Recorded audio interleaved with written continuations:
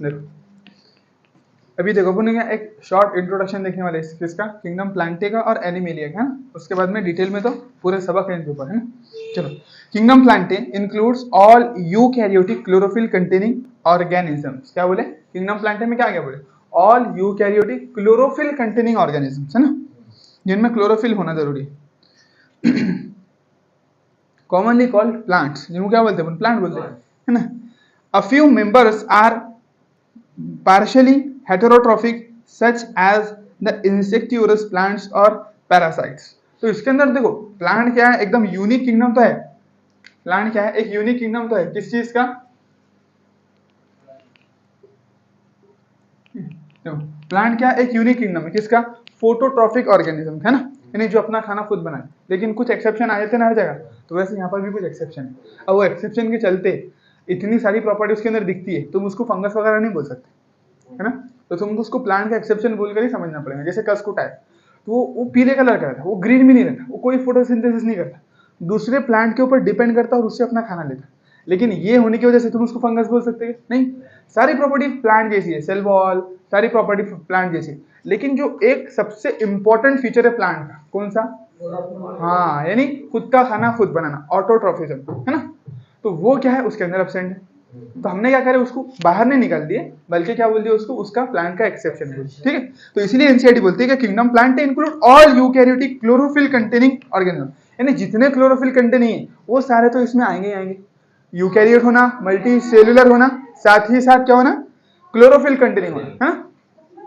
A few members are partially heterotrophic, कुछ member कैसे, partially, एकदम फुल्ली भी नहीं, जो भी है ना वो एकदम फुल्ली भी नहीं, वो पार्शियली, आधे, यानी कभी कभी वो इंसेक्ट भी खा लेंगे, कभी कभी इस तरीके से ना, partially heterotrophic such as the insectivorous plants और पैरासाइट्स। कौन से हो सकते हो, इंसेक्टिवरस प्लांट, यानी जो इंसेक्ट को खाकर अपना न्यूट्रिशन, जैसे तुमने वो देखोगे वीनस फ्लाई ट्रैप, वो क्या करता है ऐसा, है ना, वो उसमें हाँ पकड़ लेता है ना इस तरीके से, तो उसमें इंसेक्ट, अब वो क्या करेगा, पूरा इंसेक्ट को सड़ा गला कर उसका पूरा न्यूट्रिशन एब्सॉर्ब करने, तो फोटोसिंथेसिस भी करता है, साथ साथ इंसेक्ट को पकड़ के अपना न्यूट्रिशन भी, हाँ प्लांट, वो पैरासिटिक नहीं है, वो हेटेरोट्रॉफिक है। पैरासिटिक दूसरा कसकुटा नाम का प्लांट है, वो क्या करते हैं, उसकी जो बेल है वो पीली कलर की रहती, वो ग्रीन भी नहीं रहती, यानी वो क्लोरोफिल करते हैं, हाँ कसकुटा बोलते हैं, ठीक है।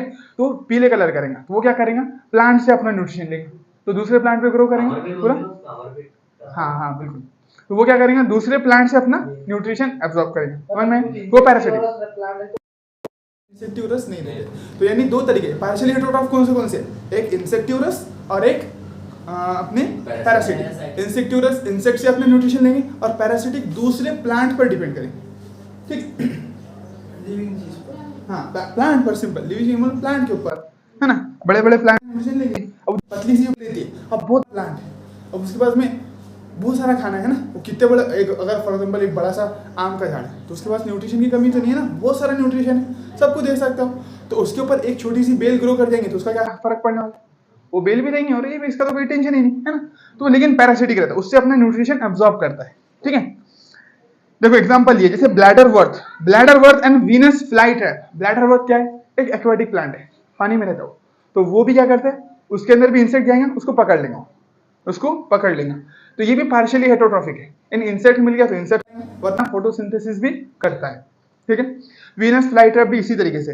एक और इसमें एग्जांपल नहीं दिया एनसीईआरटी ने, पिक्चर प्लांट में क्या होगा, उसके अंदर ऐसे जो उसका जो वो है फ्लावर, एकदम बड़ा सा रहता है उसका फ्लावर, है ना, तो उसमें अगर कुछ भी चले गया, फॉर एग्जांपल उसमें पूरा लिक्विड रहता है, पूरा लीफ का फ्लावर का मॉडिफिकेशन, लीफ का मॉडिफिकेशन रहता हूँ, पूरा लिक्विड रहता है उसके अंदर, उसमें जो भी ऑर्गेनिज्म चलेगा तो उसके लिक्विड के अंदर वो डिजॉल्व होकर मर जाता, अगर चूहा भी चलेगा तो वो भी मर जाता, बंदर चूहा कितना भी,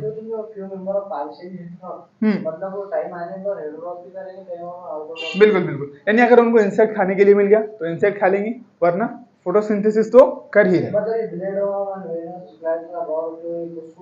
नहीं कसकुटा की बात नहीं कर रहे, देखो ब्लैडर वर्थ और वीनस फ्लाई ट्रैप जो है ना, वो स्पेसिफिकली वो पार्शियली हेटेरोट्रॉफिक है, यानी अपना न्यूट्रिशन इंसेक्ट से भी ले सकते हैं, साथ ही साथ फोटोसिंथेसिस भी कर सकते हैं। लेकिन जो कसकुटा है उसके पास तो क्लोरोफिल ही नहीं रहता, तो वो तो कंप्लीटली दूसरे प्लांट पर डिपेंडेंट, समझे।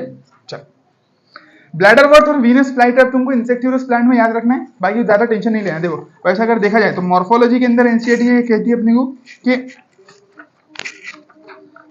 मॉर्फोलॉजी में अपने को कुछ एग्जांपल दिए है ना, यहाँ पर देखो, यहाँ पर दिया एग्जांपल मॉडिफिकेशन ऑफ लीव्स के अंदर। अभी तो उसने नई एनसीईआरटी में से हटा ही दिया टॉपिक, लेकिन अपने को पढ़ना है उसको।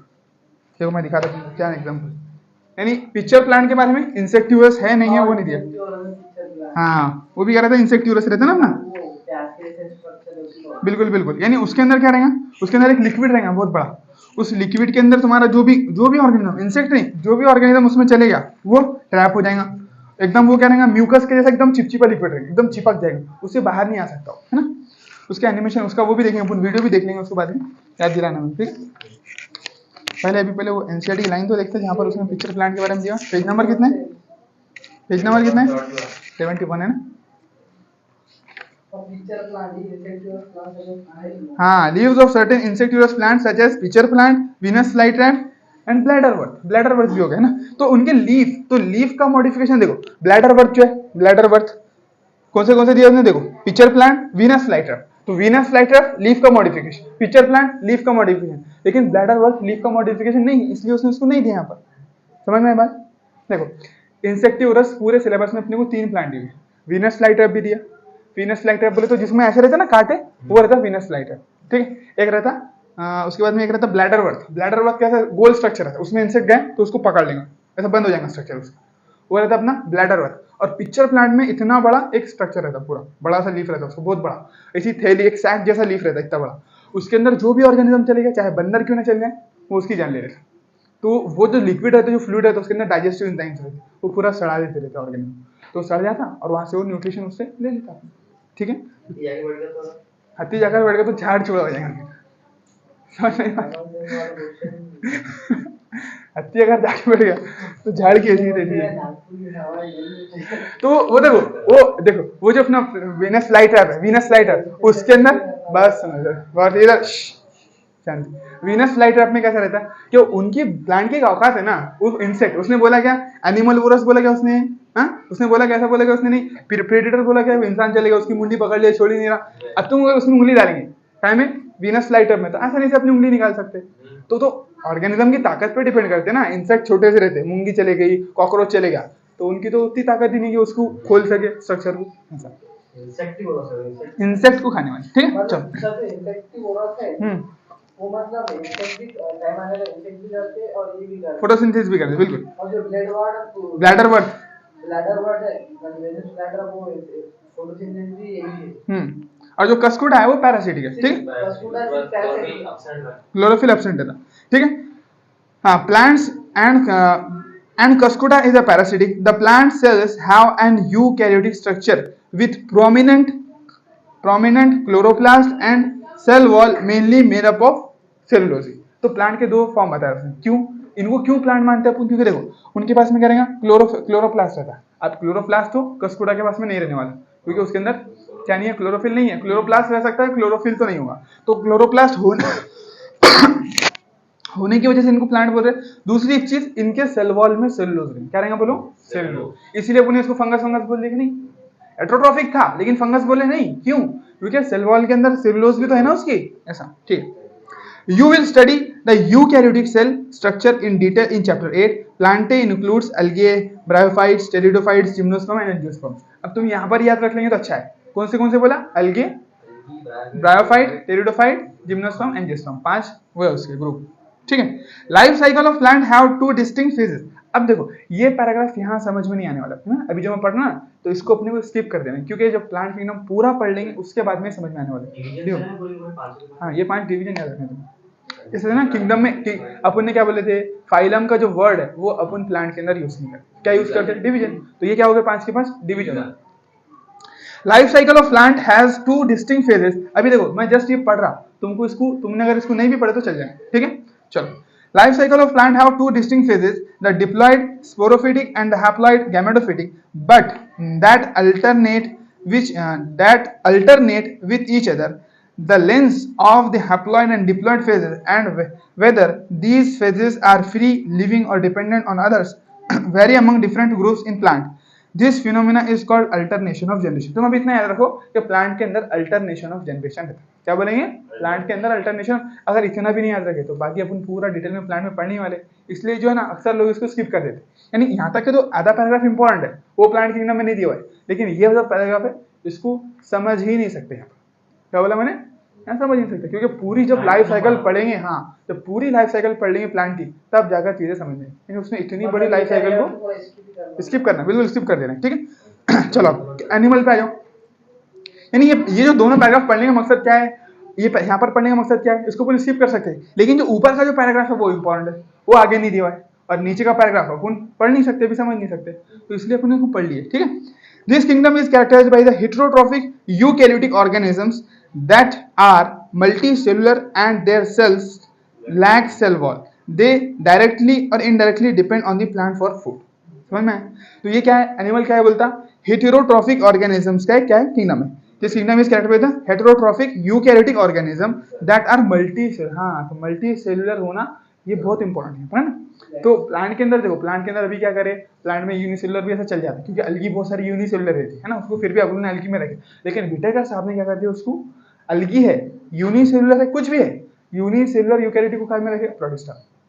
चाहे वो क्लामिडोमोनास हो, चाहे वो क्लोरेला, कोई भी अगर यूनिसेलुलर अलगी है तो पढ़ते भले उसको अपन प्लांट में, लेकिन विटेकर के अकॉर्डिंग कहाँ पर रखा जाएगा? प्रोटिस्टा में। क्या में रखा जाएगा बोलो? प्रोटिस्टा के। नहीं, वो तो प्रोकैरियोटिक है ना मेरे भाई, हाँ वो मुंडा में आएगा।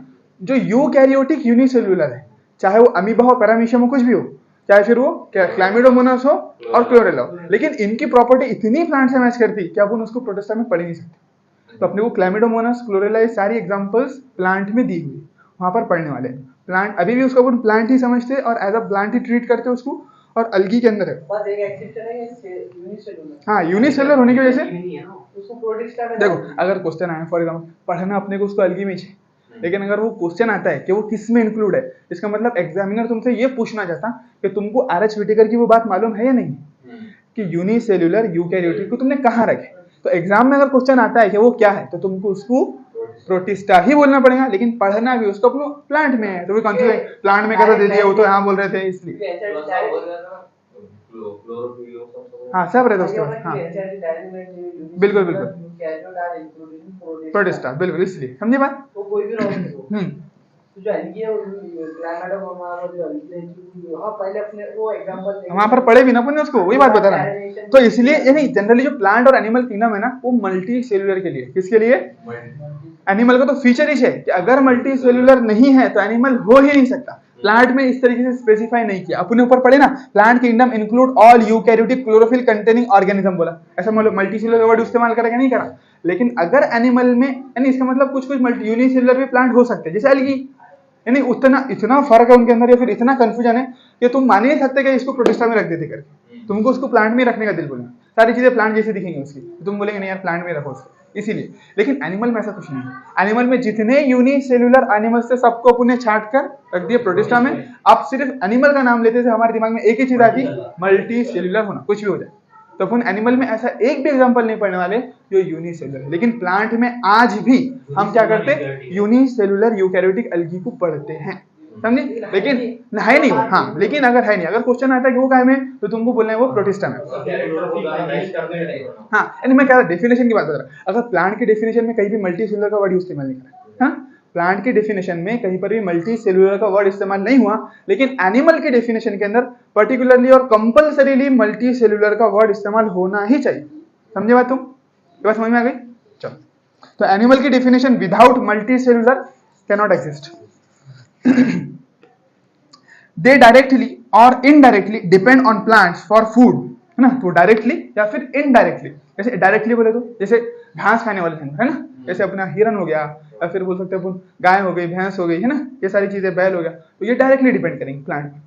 और जो शेर हो गया, जो फिर जो कार्निवोरस है, जो फ्लैश ईटिंग एनिमल्स है, वो इनडायरेक्टली डिपेंड करेंगे। समझे? They digest their food in an internal cavity and store food reserve as glycogen or fat। यानी एनिमल का एक फीचर है। देखो ये लाइन इंपॉर्टेंट है यहाँ पर, ये पूरे पैराग्राफ की यही लाइन जान है। क्या बोले? दे इसको अगर तुम हाईलाइट कर लो या फिर टिक कर लो बस ऐसा अपने इसमें, they digest their food in an internal cavity. अब यानी डाइजेस्टिव कैविटी हम कहाँ करते डाइजेस्ट, स्टमक के अंदर करते ना, तो एक इंटरनल बॉडी के अंदर उनके कैविटी, एक खाली जगह है जिसके अंदर वो अपना फूड डाइजेस्ट करते हैं। क्या प्लांट अपना फूड डाइजेस्ट करते नहीं, वो तो डायरेक्ट मिनरल लेंगे जमीन से और खाना तो खुद बना लेंगे। फंगस क्या फूड अपनी कोई कैविटी के अंदर डाइजेस्ट करती है नहीं, वो तो इंजाइम बाहर रिलीज कर कर अपना फूड अंदर लेती है, डाइजेस्टेड फूड है ना। बैक्टीरिया क्या करता है, बैक्टीरिया खा लेगा अंदर डाइजेस्ट कर सकता है। तो हाँ, यानी एनिमल का फीचर क्या है, उनके अंदर एक डाइजेशन के वास्ते कैविटी होगी। समझ में बात कि एनिमल का फीचर क्या है, उनके अंदर डाइजेशन के लिए एक कैविटी होगी, बिल्कुल, कि they digest their food cavity and store food reserve as glycogen और फैट, और वो अपना फूड जो है ग्लाइकोजन और फैट की फॉर्म में स्टोर करके रख सकते हैं। क्या की फॉर्म में, ग्लाइकोजन एंड फैट की फॉर्म, ग्लाइकोजन और फैट, इसको अपन पढ़ने वाले और अच्छे से, ठीक है। Their mode of nutrition is holozoic. क्या बोले आप देखो, होलोजोइक की डेफिनेशन यहाँ पर आ जाएगी, बाय इंजेस्शन ऑफ फूड, यानी फूड को इंजेस्ट करना, खाना, एक ओपनिंग के थ्रू खाना। अब देखो बाय इंजेस्शन ऑफ फूड, इसको रख लेना तुम, होलोजोइक की डेफिनेशन बाय इंजेस्शन ऑफ फूड। अब इंजेस्शन तो अपने को इतना क्लियर नहीं होता है, हाँ यानी हाँ एक ओपनिंग के थ्रू जब इनटेक करेंगे खाना, इंजेस्शन यानी निगलना बोल सकते हैं, खाना बोल सकते हैं ना, निगलेंगे तो निगलना क्या बोलेंगे, एक ओपनिंग करेंगे तभी तो निगलना बोलेंगे ना। अब रूट्स एब्जॉर्ब करेंगे, रूट इंजेक्शन करेंगे, रूट एब्जॉर्ब करेंगे, इंजेक्शन बोले तो जिस तरीके से निगलना या फिर एक ओपनिंग के थ्रू इनटेक करना, उसको क्या बोलते हैं, इंजेक्शन। तो डेफिनेशन ये रखना है, bye injection of their food. सब के सब क्या न्यूट्रिशन के अंदर रहता है, होलोजोइक। तो होलोजोइक स्पेसिफिकली एनिमल्स के साथ में एसोसिएट, होलोजोइक स्पेसिफिकली एनिमल्स के साथ में एसोसिएटेड है। They follow a definite growth pattern. देखो ये भी बात आ गई जो अपन ने पहले सब में पढ़े थे कि एनिमल्स की ग्रोथ डिफाइनाइट है, यानी एक मुद्दत तक ग्रो कर, उसके बाद में ग्रो नहीं करने वाले, restricted growth, and grow into adult that have a definite shape and size. तो एक अडल्ट बन जाएंगे, उसके बाद में उनका डिफाइनाइट शेप हो जाएंगे और साइज हो जाएंगे, उसके बाद ये ग्रो नहीं करने वाले, एक कितनी भी हो गया था एक limit.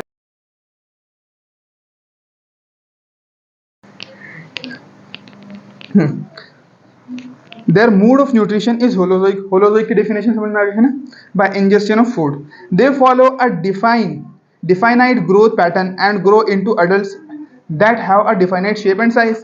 Higher forms show elaborate sensory and neuromotor mechanism.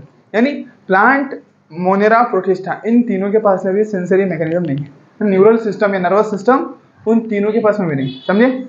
Plant के पास में भी नहीं है, मोनेरा के पास में भी नहीं है, और प्रोटिस्टा के पास में भी नर्वस सिस्टम नहीं है।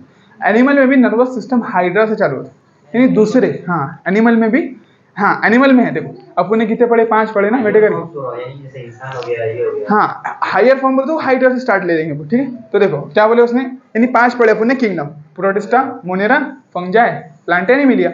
इसमें सिर्फ एनिमिलिया ही ऐसा किंगडम है जिसके पास में नर्वस सिस्टम है, सबसे पहले पॉइंट। और एनिमिलिया में भी तो सेकंड ग्रुप है, देखो सबसे पहले पोरीफेरा, फिर सीलेंट्रेटा आता है जिसको अपन निडेरियंस बोलते हैं ना। तो सीलेंट्रेटा से नर्वस सिस्टम स्टार्ट होता है, और जो हाइयर रहते हैं जैसे अपन, इनके अंदर मोर कॉम्प्लेक्स लेवल पे चले जाते है ना। तो बेहतरीन नर्वस सिस्टम किस में देखने मिलेगा, हाईएस्ट मैमल्स के अंदर है ना, वर्टिब्रेट्स के अंदर, ठीक है। Higher forms show elaborate sensory and neuromotor mechanism. Most of them are capable of locomotion. अक्सर जो है इनमें वो क्या रहते हैं, लोकोमोशन कर सकते हैं, सिंपल। तो ये लोकोमोशन देखो एनिमल डिफाइन कैसे करेंगे, सबसे पहले क्या बोलेंगे तुम एनिमल के लिए, multi cellular eukaryotic cell wall absent. क्या बोलेंगे, multi cellular eukaryotic cell wall absent. तो ये तुम्हारा एनिमल बन गया, क्योंकि एनिमल ही एक वाहिद ऐसा किंगडम है जिसके अंदर cell wall completely absent. Protista में कुछ मेंबर में है, कुछ मेंबर में नहीं है, है ना। तो एनिमल कैसा है, लेकिन कंप्लीटली हर एनिमल के हर मेंबर में किसी एक मेंबर में भी सेल वॉल नहीं है। तो एनिमल को डिफाइन करने के लिए cell wall absent, eukaryotic, multi cell, ये 3 चीज। हाँ उसके बाद में कैसे बोल सकते हैं, ये डेफिनेशन होगी एनिमल की। हाँ उसके बाद में कैसे बोल सकते हैं एनिमल के बारे में, कि उसमें नर्वस सिस्टम भी रहता, लोकोमोशन की property, general characters, locomotion, nervous system, है ना, इस तरीके से वो जनरल मेमोरी वगैरह। होलोजोइक भी डिफाइनिंग है, होलोजोइक बोले तो भी उसका मोड ऑफ न्यूट्रिशन होलोजोइक सिर्फ एनिमल्स का ही हो सकता है, तो वो भी डिफाइनिंग। चलो हाँ ये पैराग्राफ थोड़ा इंपॉर्टेंट है, ये चीजें अपने को एनिमल में पढ़ने नहीं मिलेगी। हाँ बोल, नहीं सारे के सारे नहीं करेंगे, कुछ मोस्ट ऑफ देम बोला ना, तो वही ना, सारे के सारे एनिमल क्या कर सकते हैं, देखो सारे के सारे होलोजोइक होंगे, सारे के सारे के पास में सेल वॉल नहीं होंगी, सारे के सारे मल्टी सेल्यूलर होंगे, और सारे के सारे यूकैरियोटिक। बस तो ये जो 4 थे जो मैंने बताया आपको, तो ये क्या है, ये कंपलसरी, ये होंगे ही होंगे। लेकिन इनके अलावा जितने जैसे नर्वस सिस्टम, लोकोमोशन, ये सारे जनरलाइज प्रॉपर्टी है, जनरल है ना, मोस्ट ऑफ दी इस तरह के। चलो, the sexual reproduction is by copulation of male and female followed by embryological development, है ना। तो सेक्सुअल रिप्रोडक्शन क्या होगा कि भाई फ्यूजन से मेल और फीमेल, हाँ कपल, बिल्कुल, यानी जब वो साथ में आएंगे तब जाकर सेक्सुअल रिप्रोडक्शन हो पाएगा, सिंपल। इसका मतलब एनिमल में क्या असेक्सुअल रिप्रोडक्शन नहीं होता है? होता असेक्सुअल। अपने प्लानेरिया पढ़े, प्लानेरिया क्या है, एनिमल है, हाँ फ्रेगमेंटेशन होता है उसके अंदर, बडिंग हाइड्रा। तो ऐसा कंफ्यूज कर दे रहे हैं। अब जैसा सोच रहे हैं एनिमल में तो होते ही नहीं, साला असेक्सुअल के लोग बढ़िया, ऐसा नहीं, एनिमल में भी असेक्सुअल रिप्रोडक्शन होता है। अब देखो असेक्सुअल कहाँ से चालू हुआ था अपना? सेक्सुअल, देखो सेक्सुअल मोनिरा में नहीं था, सेक्सुअल में मोनिरा में सिर्फ एक टाइप ऑफ सेक्सुअल रिप्रोडक्शन, हाँ। फिर प्रोटिस्टा में असेक्सुअल सेक्सुअल दोनों थे, फंगस में असेक्सुअल सेक्सुअल दोनों में थे, प्लांट में असेक्सुअल सेक्सुअल दोनों है, और एनिमल में भी असेक्सुअल सेक्सुअल दोनों। हाँ, हाइयर जो एनिमल रहते हैं उनमें सिर्फ सेक्सुअल हो जाता है। जो हाइयर रहते हैं जैसे एनिमल वर्टिब्रेट्स हो गए, तो उनके अंदर सिर्फ असेक्सुअल होगा, सॉरी सेक्सुअल होगा, असेक्सुअल नहीं होगा। फिशेस में और क्या बोलते हैं तो फ्रॉग में, सब में सिर्फ सेक्सुअल। असेक्सुअल फ्रॉग में कैसा हो जाएंगे? Not possible. Asexual reproduction frog में, फिशेस में पॉसिबल नहीं। छोटे छोटे जो जानवर है जैसे अपने वो हो गए, क्या बोलेंगे उसको, पोरीफेरा, स्पॉन्ज वगैरह में ऐसा, हाँ आर्थ्रोपोड में भी असेक्सुअल पॉसिबल नहीं। और अपन जब एनिमल किंगडम आएगा ना तो ये सारी चीजें डिस्कस करेंगे। मैं तुमको एक जनरल बताएं, मोनेरा में सेक्सुअल कंप्लीटली एब्सेंट नहीं है, देखो असेक्सुअल भी है, स्पोर फॉर्मेशन भी है, लेकिन सेक्सुअल कैसा है उसमें, सेक्सुअल रिप्रोडक्शन इनिशियल, हाँ प्रीमेटिव टाइप ऑफ, हाँ primitive type of sexual reproduction by means of primitive type of DNA transfer. Primitive type of DNA transfer का जरिया उसके अंदर sexual reproduction, sort of sexual reproduction है by primitive type of DNA transfer. फिर Protista में दोनों है, sexual asexual, fungus में दोनों है, प्लांट में भी दोनों है, और एनिमल में भी दोनों है। बस इतना याद रखो। चलो, salient features of various phyla are described in chapter 4, यानी अच्छे से विस्तार में कहाँ बताया जाएगा बोलता, चैप्टर नंबर 4। चलो अब virus, viruses, viroids, prions and lichens, इनके बारे में पढ़ते जरा। देखो, in the 5 kingdom system of Whittaker there is no mention of lichens and some acellular organisms like virus, viroids and prions, these are briefly introduced here. अब देखो, अपन ने corona virus के बारे में इतना सुना, लेकिन विटेकर साहब उसको जानदारी नहीं मानते। क्या करते हैं? विटेकर साहब मानते ही नहीं कि वो ऑर्गेनिज्म है करके, समझे ना। तो उनको एक अलग रखना पड़ा कि विटेकर ने अपने क्लासिफिकेशन में उनको जगह ही नहीं दी कि ये भी कोई ऑर्गेनिज्म। क्यों? क्योंकि जो अपने बोलते हैं ना लिविंग के लिए जो क्राइटेरिया थे, मेटाबॉलिज्म, सेलुलर ऑर्गेनाइजेशन, और तीसरा क्या था बोलो, कॉन्शियसनेस। तो कभी कभी वो फॉलो करते, कभी कभी नहीं करते। जैसे अगर उसकी वायरस की बात करें तो जब तक के, हाँ यानी वायरस कैसा रहता है, अगर बाहर पड़ा हुआ है तो एक कांच के क्रिस्टल के टुकड़े जैसे सॉलिड जैसा है, कुछ कचरे जैसा वायरस बोले तो कुछ ऐसा कांच का बारीक जर्रे जैसा समझ लो तुम। वायरस अगर बॉडी के बाहर है, कांच नहीं, कोई भी सॉलिड का क्रिस्टल बोले तो सॉलिड लेते हैं, है ना। तो कोई भी सॉलिड के जर्रे के जैसा है वायरस, उसके अलावा कुछ नहीं, बाहर, बॉडी के बाहर। लेकिन जैसे बॉडी में एंट्री लेता है तो तुम्हारे सेल का बादशाह बन जाता है। क्या बन जाता है? तुम्हारे सेल का बादशाह, वो सारा कंट्रोल करता है। तो जब तक सेल के बाहर है, इसका मतलब वो नॉन लिविंग, कभी नॉन लिविंग है, कभी नॉन लिविंग है, तो इसलिए उन्होंने उसको जगह नहीं दी कि भाई चलो जिनका तो क्या है, कभी लिविंग हो जा रहे, कभी हम क्या करेंगे। तो सारी जो क्राइटेरिया थे, मेटाबॉलिज्म, अब देखो अगर वो बॉडी के बाहर है तो ना ही जमीन पर है कि मेटाबॉलिज्म करेगा, नहीं करेगा, उसको किसी चीज की जरूरत नहीं है। बाहर अगर है वो, या फिर बॉडी के बाहर है, आउटसाइड द बॉडी, उसको कोई चीज की नीड नहीं है, ना ही वो मेटाबॉलिज्म थ्रू करेगा, ना ही वो कॉन्शियसनेस, ना ही वो स्पोर कैसा है, स्पोर, हाँ चलो स्पोर भी तो एक सीड है ना, वो हाँ वो भी ऐसा है, उसको भी लिविंग नहीं मानते, है ना।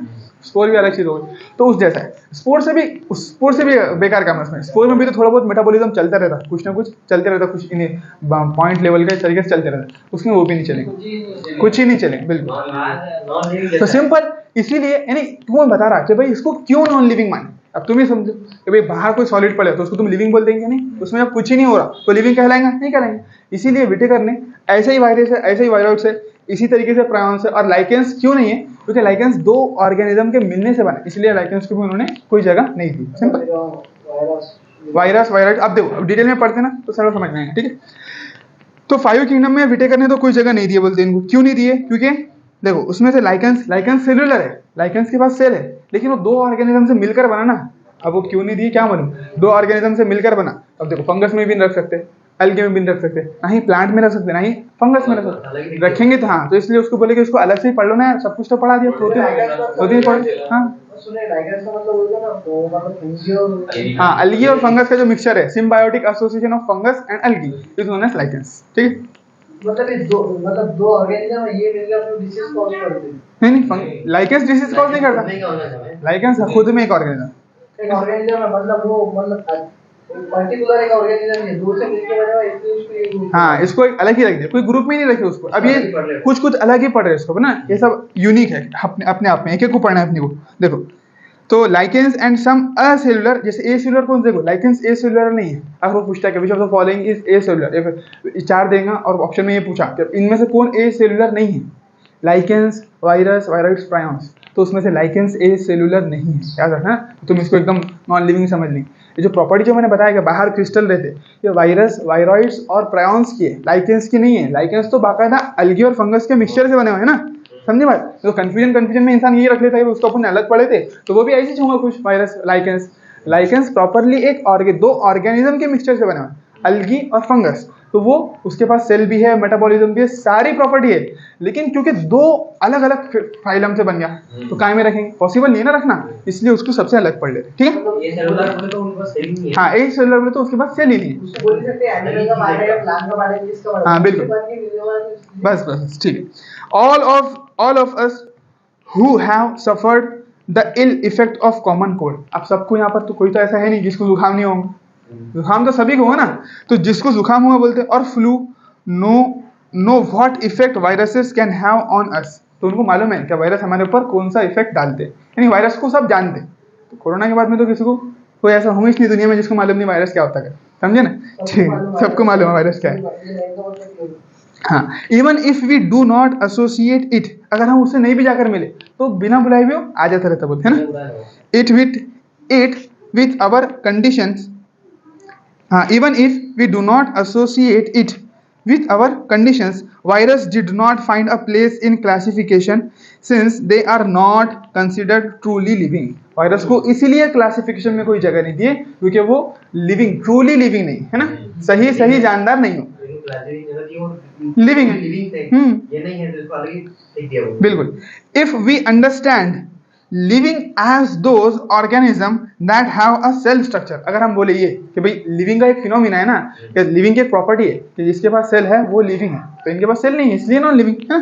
तो the virus are non cellular organisms that are characterized by having an inert crystalline structure outside the cell. यानी अगर हम ये बोल दे कि जिसके पास सेल रहेगा उसी को हम लिविंग बोलेंगे, तो वायरस अगर बॉडी के बाहर है तो फिर हम उसको नॉन लिविंग मानना पड़ेगा। क्या बोल रहे हैं, अगर हम ये मान ले कि लिविंग बोले तो वो जिसके पास सेल है, तो आउटसाइड द बॉडी हमको वायरस को नॉन लिविंग बोलना पड़ेगा।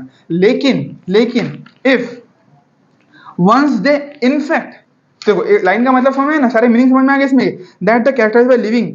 इनर्ट का मतलब क्या होता है, इनर्ट बोले तो नॉन रिएक्ट, इनर्ट बोले तो नॉन रिएक्ट, जो कुछ ही नहीं कर सकता, बेहोश के जैसा पड़ा हुआ है ना। इनर्ट गैस पढ़ लो। हाँ, इनर्ट गैस जो नॉन रिएक्टिव है, बिल्कुल। तो non reactive that characterized by having an inert crystalline, यानी जो ऐसा क्रिस्टल जो कुछ नहीं करता, जैसे अपने सॉलिड है, सॉलिड कुछ करने वाले क्या अपने, कोई मेटाबॉलिज्म चलने वाले उसमें नहीं, कुछ भी नहीं चलने वाले, तो कोई केमिकल रिएक्शन नहीं होती, उसको बोलते हैं इनर्ट। ठीक है, inert crystalline structure outside the cell, तो वायरस आउटसाइड द सेल एक इनर्ट क्रिस्टलाइन स्ट्रक्चर है। वंस दे इन्फेक्ट, जैसे ही वो तुम्हारे अंदर जाएगा या फिर तुम्हारे को इन्फेक्शन कॉज करेगा, तुमको इन्फेक्ट करेगा, a cell they take over the machinery of the host cell to replicate themselves, killing the host. Would you call viruses living और नॉन लिविंग? तो जैसे वो बॉडी के अंदर गया तो उसका कंट्रोल पूरे सेल पर, अब उसके पास सेल भी है, अब वो रिप्रोडक्शन भी शो कर रहा है, ग्रोथ भी शो कर रहा है। अब यूनिसेलुलर ऑर्गेनिज्म कैसे ग्रोथ करते हैं, रिप्रोडक्शन के जरिए, तो वो रिप्रोडक्शन भी कर रहा है, उसका मेटाबॉलिज्म भी चल रहा है, वो सारी चीजें आ गई उसमें जो लिविंग के अंदर थी। तो इसीलिए अगर वायरस को तुम लिविंग बोलेंगे नॉन लिविंग बोलेंगे, तो तुमको पूछना पड़ेगा आउटसाइड द बॉडी वो non living, inside the body वो लिविंग है ना। इसलिए उसको ट्रूली लिविंग नहीं बोले, लिविंग तो है लेकिन ट्रूली लिविंग नहीं है, फिर बोल सकते तुम लिविंग ही नहीं है, समझे। तो इनसाइड द बॉडी लिविंग है, outside the body non living. यानी इनसाइड जैसे बॉडी में इन्फेक्ट हुआ तो सारी प्रॉपर्टी लिविंग वाली आ गई, ग्रोथ भी शो कर रहा है, रिप्रोडक्शन भी शो कर रहा है ना, मेटाबॉलिज्म भी आ गया, सब कुछ आ गया, एप्लीकेशन भी आ गया। कंबाइन कर देना, यहाँ तक हो गया। तो अपन क्या बोल सकते हैं, outside the body non living, inside the body viruses are living, living. ठीक है, वायरसेस देखो भाई, अब देखो पूरी डिटेल समझ में आ रही है। अब चालू हो रहा वायरस का टॉपिक। अभी तक इंट्रोडक्शन पार्ट है ना, कि वायरसेस क्या रहते हैं ना। देखो ऐसे ही वायरस है, ऐसे ही प्रायॉन्स और ऐसे ही वायरॉइड्स, तीनों भी सेम ही है। वायरस हो, वायरॉइड्स हो या फिर प्रायॉन्स हो, अपन इनको डिटेल में और पढ़ने वाले हैं। लेकिन अगर वो बॉडी के बाहर है तो तीनों भी इनर्ट है, ठीक है। प्रायॉन्स तो एक अलग ही स्ट्रक्चर है, अपन देखते देखो फिर समझ में आएगा तुम, ठीक है।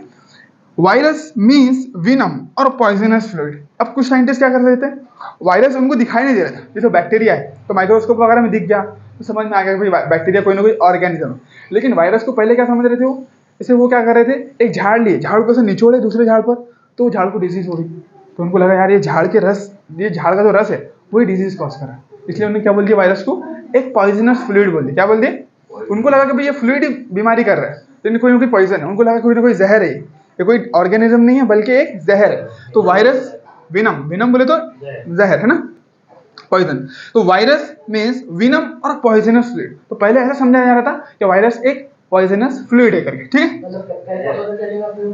जहर है या फिर पॉइजनस फ्लूइड? देखो ये है नहीं, देखो सुनो सुनो, है नहीं, पहले समझा जा रहा था। जैसे देखो, ये फॉर एग्जांपल साइंटिस्ट है, उन्होंने देखा यार ये प्लांट को डिजीज हो गई, तो उन्होंने खोजने की कोशिश करे। तो उन्होंने देखे, चलो प्लांट को निकाले, उसके अंदर माइक्रोस्कोप में देखे, तो उनको कुछ समझ में नहीं आया कि भाई क्यों हो रही करके। कोई नॉर्मल सेल दिख रहा है, सारी चीजें दिख रही है।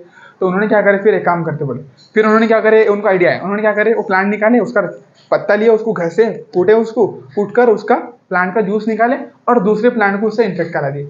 अब जैसे ही दूसरे प्लांट पर वो जूस लगाए तो वो प्लांट को भी डिजीज हो गई। तो उनको क्या लगा कि यार होना हो ये जहरीला पदार्थ है, कोई ना कोई जो रस है वही जहरीला है, उसमें जहर है।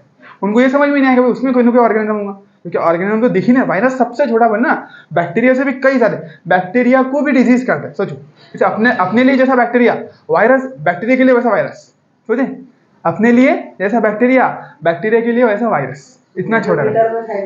हाँ, तो वो साइज बताने वाले हैं, सबसे छोटा रहता हूँ। हाँ, तुमने पढ़े ना सेल में, पढ़े ना, उसकी साइज वगैरह भी दी हुई है ना, कितने पिकोमीटर। हाँ, तो कितना छोटा है इसका मतलब, है ना, तो बहुत छोटा है माइक्रोस्कोप। अब तो सब दिख जाता, अब तो क्या नहीं दिखता, सब दिख जाता, अब तो सब डीएनए का स्ट्रक्चर भी देख डालते हैं अपन, ठीक है। अब की बात नहीं करें, लेकिन पहले उस टाइम पर उन्होंने सोचे कि भाई, उन्होंने निकाले, ये बहुत बड़ी बात है ना, कि उन्होंने इन्फेक्ट करके देखे, यार कुछ नहीं, उनको ऐसा लगा कि भाई ये फ्लूइड में कुछ ना कुछ करे, ये जहर है करके, तो ये बात बोला उसने। तो वायरस मीन्स विनम और पॉइजनस फ्लूइड, ऐसा बोले उन्होंने। Dmitri Ivanovsky in 1892 recognized certain microbes as causal organism of mosaic disease of tobacco। क्या बोले कि डिमिट्री इवानोवस्की वो पहले साइंटिस्ट है जिन्होंने क्या करे, पहली मर्तबा देखे कि भाई कुछ माइक्रोब्स है, कुछ बहुत छोटे ऑर्गेनिज्म है जो क्या कर रहे हैं, कॉजल यानी वजह बन रहे किस डिजीज की, mosaic disease of tobacco. Tobacco के अंदर कैंसर हो जाता है। मोजैक बोले तो क्या, मोजैक फॉर्मेशन बोले तो, मोजैक इस चीज को बोलते, छोटे छोटे जैसे उससे बनने को मोजैक बोलते हैं ना, छोटे छोटे यूनिट, जैसे शहद के जो मक्खी का जो हो रहता है ना छत्ता, तो वो कहता है छोटे छोटे यूनिट से बना हो रहता, उसको बोलते हैं मोजैक। मोजैक बोले तो यहाँ पर मोजैक फॉर्मेशन यानी छोटे छोटे यूनिट से पूरा बनने को बोलते हैं मोजैक, समझ में, मोजैक। तो इस तरीके से उसके अंदर टोबैको के अंदर एक कैंसर बन रहा था, कैंसर के सेल बन रहे थे, है ना, तो बोल सकते हैं टोबैको के अंदर एक डिजीज कॉज हो रही थी जिसको बोलते हैं टोबैको मोजैक डिजीज। तो उन्होंने पहली मर्तबा पता लगाया कि भाई टोबैको मोजैक डिजीज जो कॉज कर रहे हैं वो एक माइक्रो ऑर्गेनिज्म है। क्या है वो, एक माइक्रो ऑर्गेनिज्म। कि उन्होंने बोले Dmitri Ivanovsky recognize certain microbes as causal organism of the mosaic disease of tobacco, these were found to be smaller than bacteria. फिर उनको मालूम पड़ा कि ये बैक्टीरिया से भी छोटे होते हैं, ठीक है, smaller than bacteria because they passed through bacteria proof filter. क्योंकि वो जो बैक्टीरिया जिसमें अटक जाता है, जैसे देखो छन्नी है, फॉर एग्जाम्पल तुमने पानी में जो छाने, पानी छाने ही छन्नी, और उसमें मोटा मोटा कचरा अटक गया, लेकिन सोडियम आयन अटके होंगे उसमें नहीं। सोडियम आयन तो बहुत घुला रहता है ना, पानी में मिला हुआ रहता है अपने अंदर, वो अटकने वाला है कि उसमें नहीं। जो समंदर का पानी तुम छाने तो पानी छन जाएगा, ऊपर ऊपर जो मोटा मोटा कचरा है वो अटक जाएगा, लेकिन जो बारीक जो सोडियम क्लोराइड है वो तो उसमें डिजोल्व है, वो तो नीचे चले जाएंगे। जैसे तुम एक मरतबा शरबत बनाना, देखो अगर तुम शक्कर लेंगे, पानी में डालेंगे, शक्कर को घोलो मत, पानी में डालो और छन्नी से छान लो, तो शक्कर पूरी अटक जाएगी। लेकिन नमक लो, उसको पानी में डाल लो और उसको थोड़ा सा हिला दो, उसके बाद छानो, क्या नमक अटकने वाला है? नमक क्योंकि डिजोल्व हो गया ना, वो बहुत छोटा पार्टिकल। तो जो चीज छन्नी में अटक जा रही, तो वायरस प्रूफ जो था, वायरस प्रूफ फिल्टर यानी वायरस का फिल्टर जिसमें वायरस अटक जाता था, उससे जब उन्होंने फ्लूइड को गुजारे, वही जिनको लग रहा था कि भाई, जैसे पहले साइंटिस्ट को लगा कि वो कोई ना कोई क्या होगा, एक फ्लूइड है जो क्या करता है, बीमारी कॉज करता है। फिर बाद में धीरे धीरे उसके ऊपर रिसर्च, उनको लगा नहीं यार फ्लूइड कैसा कर सकता है, तो बीमारी तो अलग ही दिख रही करके, अगर फ्लूइड होता तो वो अलग काम होता। तो उनको लगा नहीं कोई ना कोई ऑर्गेनिज्म होगा, तो उन्होंने क्या करा, उनको लगा बैक्टीरिया होगा, तो उन्होंने बैक्टीरिया प्रूफ फिल्टर से गुजारे, लेकिन बैक्टीरिया प्रूफ फिल्टर से गुजार गया, कुछ अटका ही नहीं उसके अंदर। तो उनको समझ में आया कि नहीं यार ये जो ऑर्गेनिज्म ये बैक्टीरिया से भी छोटा है, उससे भी बारीक है, समझ में आया ना, ऐसा बोले उन्होंने। तो they were found to be smaller than bacteria because they pass through bacteria proof filter. M.W. Bejernik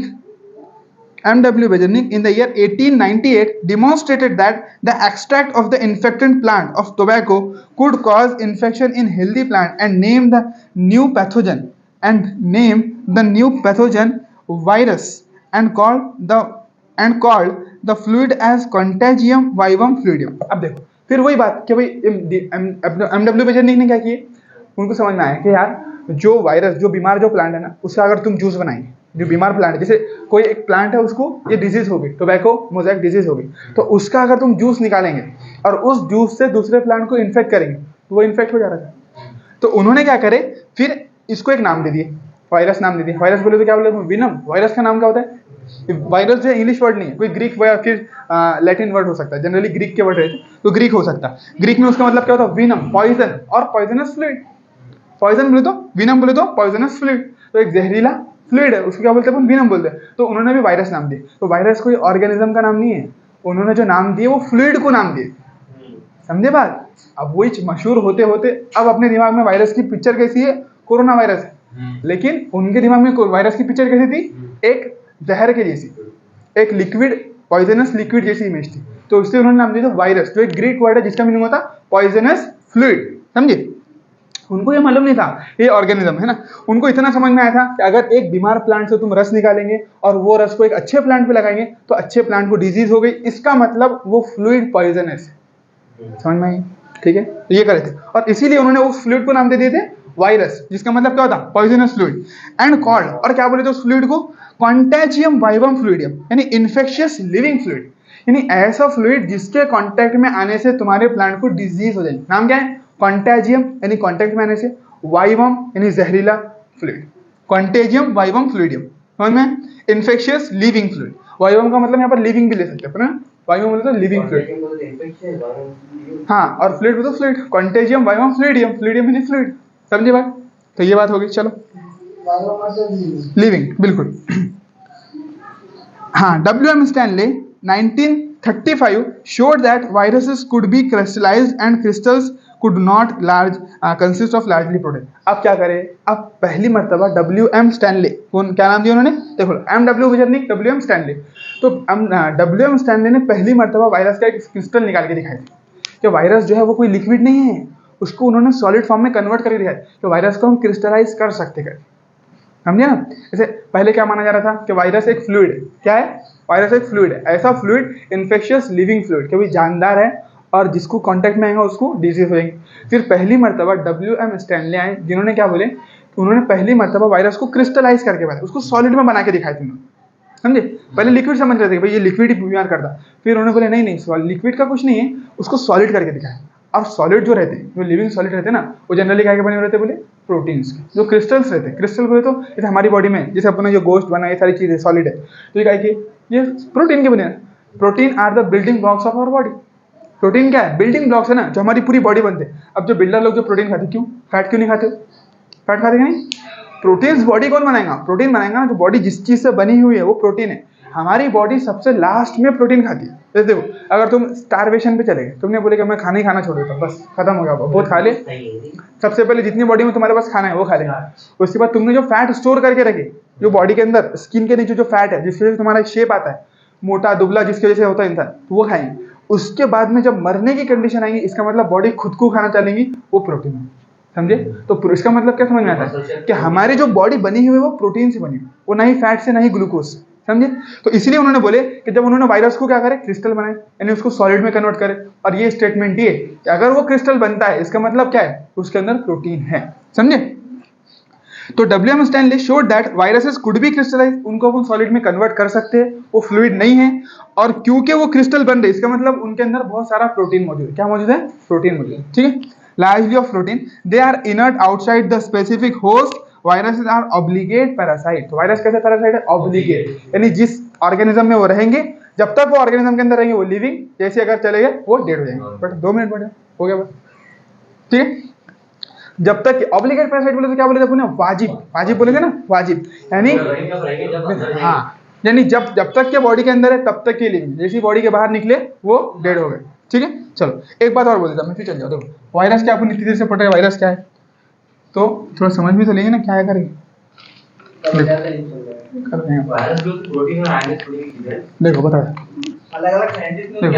देखो वायरस में क्या रहता है, एक इस तरीके का कोट रहता है, ठीक है, एक बेंजीन शेप बना लेते हैं, एक कोट रहता है, इसको ये प्रोटीन का रहता है, क्या रहता है बोलो, प्रोटीन।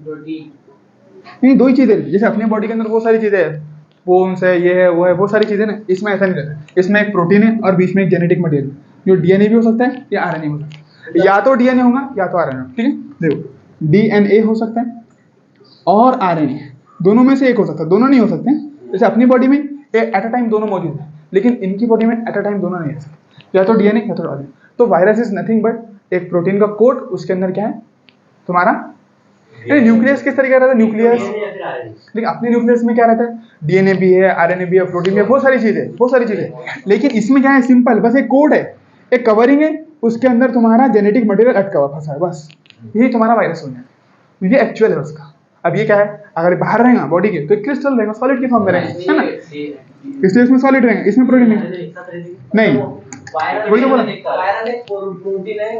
वायरस न्यूक्लियो प्रोटीन बोलते हैं उसको, न्यूक्लियो प्रोटीन, यानी न्यूक्लियस, न्यूक्लियो बोले तो न्यूक्लिक एसिड बीच में, यानी डीएनए आरएनए प्लस प्रोटीन, तो वायरसेस आर न्यूक्लियो प्रोटीन। क्या बोलते बोलो, न्यूक्लियो प्रोटीन। न्यूक्लियो बोले तो डीएनए और आरएनए, है ना, डीएनए। देखो इसमें डीएनए, फॉर एग्जांपल एक दूसरा वायरस बना लेते हैं छोटा वाला, इसके अंदर आरएनए होगा, इसमें डीएनए नहीं हो सकता, है ना।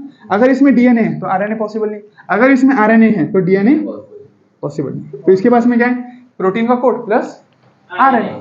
तो इसीलिए बॉडी के बाहर ये क्रिस्टलाइज रहता है और वो उनको दिखाई नहीं, तो इसलिए उन्होंने क्या बोले, फ्लूइड को क्या बोल दिया, वायरस बोल दी। वायरस का मतलब क्या होगा, इसका मतलब कोई ऑर्गेनिज्म नहीं, वायरस का एक्चुअल मतलब है पॉइजनस फ्लूइड। क्या माने बोला, पॉइजनस फ्लूइड। और वाइवम का मतलब क्या है, उसने जो, हाँ, वो जो फ्लूइड को नाम दिया था उसने, कॉन्टेजियम वाइवम फ्लूइडम, उसका मीनिंग क्या होता है, कॉन्टेजियस, हाँ, इन्फेक्शियस लिविंग फ्लूइड, ठीक है। अब यहाँ का अपन आगे देखते हैं, तुम्हारे को क्लियर हो गया वायरस एक्चुअल में क्या है करेंगे, ठीक।